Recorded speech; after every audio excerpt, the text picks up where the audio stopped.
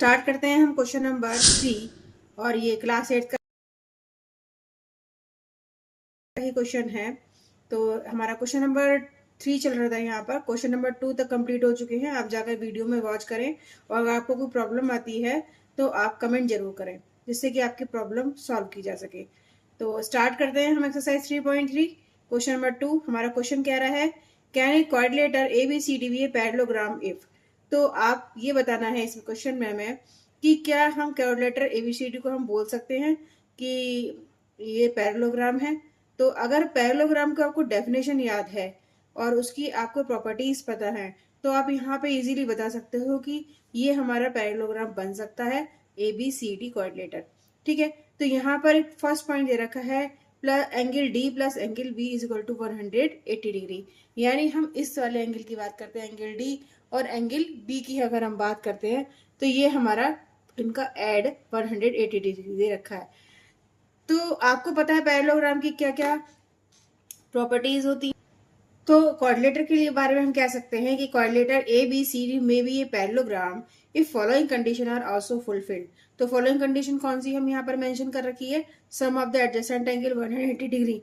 तो आपको पता है एडजेसेंट एंगल कौन से होते हैं। एडजेसेंट एंगल होते हैं जो एक ही लाइन पर दो एंगल बने हुए होते हैं। जैसे एक लाइन है, इस पर ये दोनों जो एंगल होंगे वो एक दूसरे के लिए एडजेसेंट होंगे। सिमिलरली अगर इस लाइन की बात करेंगे तो ये वाला एंगल एक दूसरे के लिए एडजेसेंट होगा। और इस लाइन की बात करेंगे तो एंगल ए और एंगल बी एडजेसेंट होगा। अगर ये दोनों क्या है एडजेसेंट एंगल 180 डिग्री के हैं इनका सम, तो ये हमारा पैरेललोग्राम को इस क्वाड्रिलेटर को हम पैरेललोग्राम बोल सकते हैं। और दूसरी प्रॉपर्टी क्या है, opposite angle should also be same. यानी अपोजिट एंगल दैट मीन्स कि एंगल D एंगल B के इक्वल होना चाहिए, एंगल A एंगल C के इक्वल होना चाहिए। तो ये जो अपोजिट एंगल है ये भी हमारे सेम होने चाहिए। इसलिए हमारी ये वाली कंडीशन तो फॉलो हो रही है कि sum of the adjacent angle is 180 degree जो ऊपर गिवन है, लेकिन जो अपोजिट एंगल शुड आल्सो भी सेम है वो यहाँ पर नहीं गिवन है। इसलिए हमें ये जरूरी नहीं है कि ये पैरेललोग्राम हो जाए। ठीक है, तो क्वेश्चन नंबर हमारा यहाँ पर नेक्स्ट आता है। क्वेश्चन नंबर हम यहाँ पर सेकंड की बात करते हैं। तो इसका सेकंड पार्ट है कि आपको बताना है can a quadrilateral ABCD be a parallelogram if. तो जो ये क्वाड्रिलेटर आपको गिवन है ABCD, क्या ये पैरेललोग्राम को शो कर रहा है। अब आता है नेक्स्ट क्वेश्चन, इसका सेकंड पार्ट है ये क्वेश्चन नंबर 3 का। तो इसमें पूछा है can a quadrilateral ABCD be a parallelogram if. तो ये जो क्वाड्रिलेटर यहाँ पर आपको दिखाया जा रहा है तो ये क्या पैरेललोग्राम को शो कर रहा है। अगर यहाँ पर कंडीशन दे रखी है AB, दैट मीन्स की जो ये वाली साइड है वो DC, ये वाली साइड दोनों कितनी है 8 सेंटीमीटर, ये भी 8 सेंटीमीटर की है और ये भी 8 सेंटीमीटर की है। तो ये तो दोनों होगा इक्वल, ठीक है। लेकिन जहां पर AD है वो 4 सेंटीमीटर यहाँ पर गिवन है। AD ये वाली साइड 4 सेंटीमीटर गिवन है और ये जो BC साइड है वो 4.4 सेंटीमीटर गिवन है। तो आपको ये बताना है क्या ये पैरेललोग्राम बन सकता है। तो देखो पैरेललोग्राम की हमारी जो डेफिनेशंस हैं और जो प्रॉपर्टीज हैं वो आपको पता होनी चाहिए, और वो आपको पता है तो फिर आप आसानी से बता सकते हो कि ये पैरेललोग्राम को शो कर रहा है कि नहीं कर रहा है। तो आप देख रहे हो यहाँ पे कि जो अपोजिट साइड्स हैं वो तो इक्वल है, यहाँ पर AB और DC ये तो दोनों इक्वल है। तो ये तो पैरेललोग्राम बता सकता है कि हो सकता है कि पैरेललोग्राम हो। लेकिन यहाँ जो दूसरी कंडीशन बोली गई है AD is equal to 4 centimetre और BC is equal to 4.4 centimetre, ये यहाँ पर इक्वल नहीं है।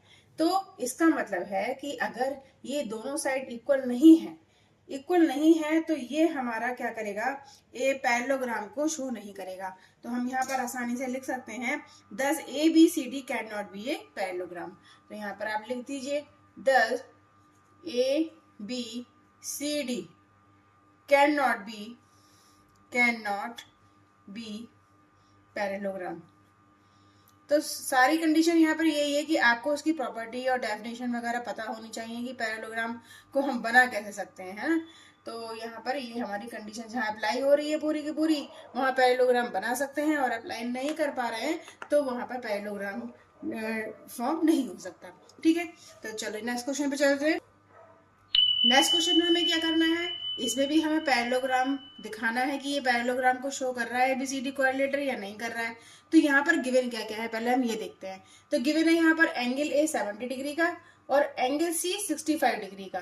और आपको पता है कि पैरेललोग्राम की जो प्रॉपर्टी होती है, सबसे पहली प्रॉपर्टी तो यही होती है कि जो अपोजिट एंगल होते हैं वो सेम होने चाहिए, जबकि यहाँ पर तो सेम ही नहीं है। एक 70 डिग्री का है और एक यहाँ पर 65 डिग्री का है, तो ये पैरेललोग्राम को नहीं बना सकता। तो यहाँ पर हम लिख सकते हैं angle A is not equal to angle C. ठीक है, और यहाँ पर ये थ्योरी भी हम लिखेंगे कि किस वजह से ये हमारा पैरेललोग्राम को शो नहीं करेगा। तो लिखेंगे हम opposite angles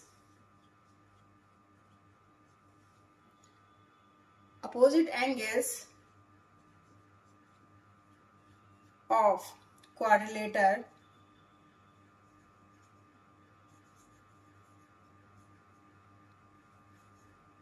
are not equal. Hence, तो हम कह सकते हैं ABCD is not a parallelogram. ठीक है, तो ये हमारा क्वेश्चन होता है कंप्लीट। नेक्स्ट क्वेश्चन नंबर 4 आएगा, उसको हम करेंगे। क्वेश्चन नंबर 4 यहाँ पर स्टार्ट होता है, draw a rough figure of a quadrilateral that is not a parallelogram but has exactly two opposite angle of equal measure. तो यहाँ पर बोला गया है कि आपको एक रफ डायग्राम यहाँ पर ड्रॉ करना है और वो ऐसा क्वाड्रिलेटर है दैट मीन्स कि इसकी 4 साइड्स है, that is not a parallelogram, लेकिन वो पैरेललोग्राम नहीं है, but has exactly two opposite angle of equal measure, और जो उसके अपोजिट एंगल्स हैं वो वहां पर सेम है। तो ऐसा आपको रफ डायग्राम शो करना है। तो इस तरीके की तो होती है हमारी काइट। जैसे ये अगर मैं बात करूं क्वाड्रिलेटर बन जाएगा ये, क्योंकि इसकी 4 साइड है जो कि लाइन सेगमेंट से मिलकर बनी हुई है। और यहाँ पर ये पैरेललोग्राम नहीं हो सकता, लेकिन यहाँ पर एक बात बोली है कि two opposite angles of equal, that means कि ये वाले जो दो एंगल हैं अपने सामने के अपोजिट एंगल्स, ये तो इक्वल यहाँ पर शो कर रहे हैं और ये यहाँ पर क्वाड्रिलेटर को भी शो कर रहा है क्योंकि ये 4 सेगमेंट से मिलकर बना हुआ है और क्लोज फिगर है। लेकिन ये क्या है, हमारी पैरेललोग्राम नहीं हो सकता। सो ये काइट हो सकती है। तो ये हमारा एक काइट का एक ऐसा एग्जाम्पल है जो यहाँ पर इस तरह की कंडीशन को फॉलो करता है। नेक्स्ट क्वेश्चन करेंगे। नेक्स्ट क्वेश्चन आता है हमारा, क्वेश्चन नंबर यहाँ पर है 5। The measure of two adjacent angle of a parallelogram are in the ratio 3:2। Find the measure of each of the angle of the parallelogram. तो आपको यहाँ पर ये पैरेललोग्राम गिवन है।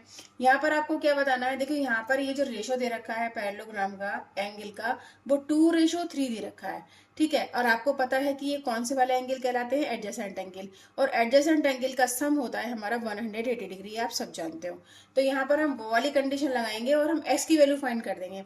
x की वैल्यू फाइंड करने पर जब हम x की वैल्यू इनके साथ पुट करके इनको सॉल्व करेंगे तो हमारे सारे एंगल निकल के आ जाएंगे। कैसे करेंगे, देखो यहाँ पर हमारा angle C plus angle B 180 degree का होगा, एडजेसेंट एंगल होते हैं हमारे, उनका सम 180 डिग्री का। तो एंगल सी और angle B is equal to 180 degree आ गया। दैट मीन्स कि अगर हम बात करें 2x plus 3x is equal to 180 degree. यहाँ से हम x की वैल्यू फाइंड कर लेंगे तो ये 5x आ जाएगा इज इक्वल टू 180 डिग्री। 5 से इसको आप कैंसिल आउट करोगे, 5 3 15, 5 4 जा 5 3 15 और यहाँ पर बचेगा 30, 5 6 30, 36 आ गया। तो यहाँ पर आप देख रहे हो कि ये जो x की वैल्यू आई है वो 36 डिग्री आ गई। ठीक है, x की वैल्यू आ गई 36 डिग्री। अब आप इस x की वैल्यू को जब आप इन दोनों में पुट कर दोगे, इनके रेशो में पुट कर दोगे, तो आपको एंगल पता चल जाएगा। तो सबसे पहले हम एंगल C निकाल के दिखाते हैं।